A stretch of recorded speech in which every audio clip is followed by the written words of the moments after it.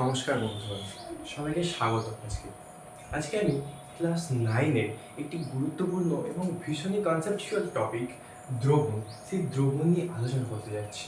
ওকে, তো খুব মন দিয়ে দেখো, না বুঝতে পারলে অবশ্যই কমেন্টে জানাবে, আমি চেষ্টা করবো বুঝিয়ে দেবো। তো চলো শুরু করা যাক।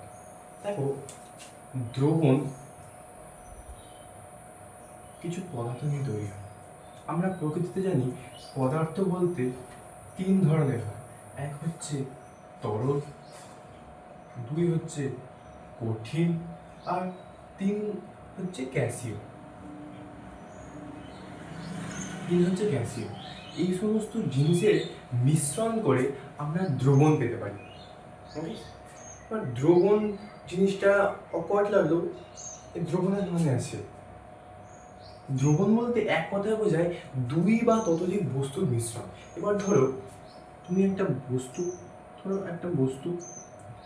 দুখানা বস্তু নিতে পারো, বা 2 বা ততোধিক, ধরো এই 3খানা বস্তু নিতে পারো। এই দুটো বস্তুকে মিশিয়েও তুমি দ্রবণ পেতে পারো, বা এখানে 3খানা বস্তুকে মিশিয়েও তুমি দ্রবণ পেতে পারো।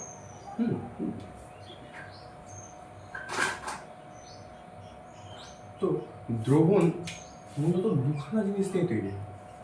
এক হচ্ছে দ্রাব, এবং 2 নম্বর হচ্ছে দ্রাবক।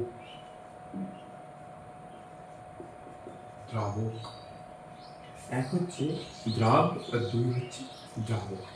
এই দুখানাকে যদি আমরা মিশ্রণ করি, আমি কোনো একটি পাত্র নিলাম, সেই পাত্রেতে যদি আমরা মিশ্রণ করে দিই, তখন যা উৎপন্ন হবে তাকে আমরা বৈজ্ঞানিক ভাষায় নাম দেব দ্রবণ। আমি আবার বলছি, দ্রবণ হলো 2 বা ততোধিক পদার্থের মিশ্রণ। সে পদার্থ, একটি পদার্থ তরল এবং অপর পদার্থ কঠিন, বা একটি পদার্থ কঠিন অপর পদার্থ গ্যাসীয়, বা একটি পদার্থ গ্যাসীয় অপর পদার্থ কঠিন, যেরকম ভাবে খুশি হতে পারে, কিন্তু 2 বা ততোধিক পদার্থের মিশ্রণ ঘটবে। কোনোদিন একটা পদার্থ নিয়ে কোনোদিন দ্রবণ হয় না। ওকে, ঠিক আছে। এবার জেনে নেওয়া যাক এই দ্রাব আর দ্রাবক সম্বন্ধে। আজকে খুব ক্ষুদ্র আলোচনা করব, শুধুমাত্র দ্রাব আর দ্রাবকের বিস্তারিত ধারণা নেওয়ার চেষ্টা করব। ওকে, তো কন্টিনিউ। আচ্ছা, এক কথায় বলেছে দ্রাব বলতে যা অল্প পরিমাণ, যা আমরা অল্প পরিমাণ নেব, মানে খুব কম পরিমাণ যা নেব তা হচ্ছে দ্রাব। এবং দ্রাবক কি বলবো? যা বেশি পরিমাণ নেব তা হলো দ্রাবক। ওকে, এইবার দুখানা জিনিস, দ্রাবক এবং দ্রবণ, একটা পাত্রে আমি দেব, তখন আমরা কি হবে, সেটা দ্রবণে পরিণত হবে। কিসে হবে? দ্রবণে পরিণত হবে। দ্রাবক এবং দ্রাবক একসঙ্গে মিশ্রণ করলে কি হয়? দ্রবণে পরিণত হয়। আমরা দেখতে পাচ্ছি। আমি আরেকটা উদাহরণ দিয়ে বলছি, খুব ক্ষুদ্র উদাহরণ দিয়ে বলছি। ধরো একটা গ্লাসে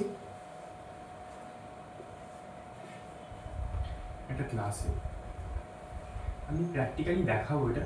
আগে এখানে একটা গ্লাসে জল নেওয়া আছে, সেই জলেতে তুমি কয়েকটা নুন, 1 চামচ নুন দিলে। 1 চামচ নুন দেওয়ার ফলে কি হলো? একটা শরবত, একটা মিশ্রণ তৈরি হলো। তখন তাকে আমরা বলবো দ্রবণ। কারণ কি? দুখানা পদার্থ একসঙ্গে মিশে গেছে। দ্রবণের সঙ্গে তাই বলি, 2 বা ততোধিক পদার্থ একত্রিত হলে তাকে আমরা দ্রবণ বলি। কারণ এখানে দেখো, এই জল এ হচ্ছে তরল পদার্থ, আর নুন এখানে কঠিন পদার্থ। এখানে দেখো কঠিন আর তরলের মিশ্রণ হয়েছে। এই মিশ্রণকেই আমরা দ্রবণ বলবো। আমি একটা প্র্যাকটিক্যালি একটা পরীক্ষা করে দেখাচ্ছি।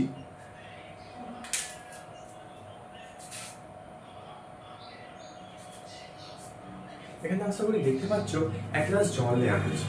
ওকে, নাহলে একটু দেখুন, দেখে না, এক গ্লাস জল নেওয়া হয়েছে। সেই জলের মধ্যে আমি এখানে দেখলাম নুন, গুঁড়ো নুন।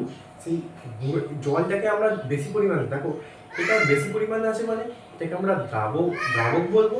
এটা নুন খুব কম পরিমাণ আছে বলে তখন আমি তাকে দ্রাব বলবো। এখানে মেশাচ্ছি, এখানে মেশালাম,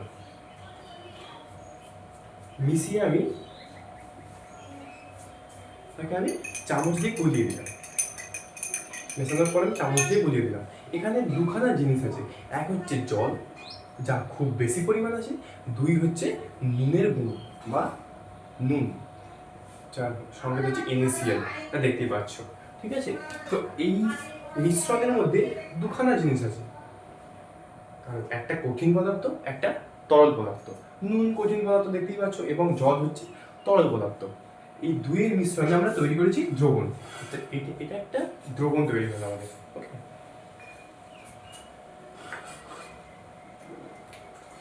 তাহলে দেখতেই পেলে কি করে দ্রবণ তৈরি করলাম আমরা। তো এইটুকুই আজকে জিনিসপত্র ছিল যে দ্রবণের ধারণা, দ্রবণ কাকে বলে এবং কি কি দিয়ে দ্রবণ তৈরি হয়। এক কথায় বলতে গেলে দ্রবণ সমান দ্রাব যুক্ত দ্রাবক। দ্রাব অলওয়েজ মনে রাখবে কম পরিমাণ হবে এবং দ্রাবক বেশি পরিমাণ নেওয়া হবে। যা বেশি নেবো তার নাম দ্রাবক দেবো, যা কম নেবো তা হচ্ছে দ্রাব।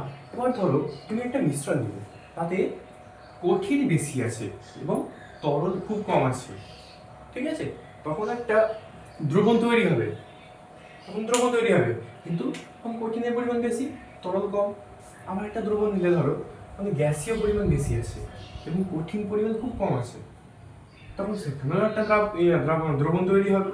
যাই হোক, দুই বা তিনটে বা চারটে যাই হোক না কেন, দুই বা ততোধিক পদার্থের মিশ্রণ ঘটালে সেই মিশ্রণকে আমরা বলবো দ্রবণ।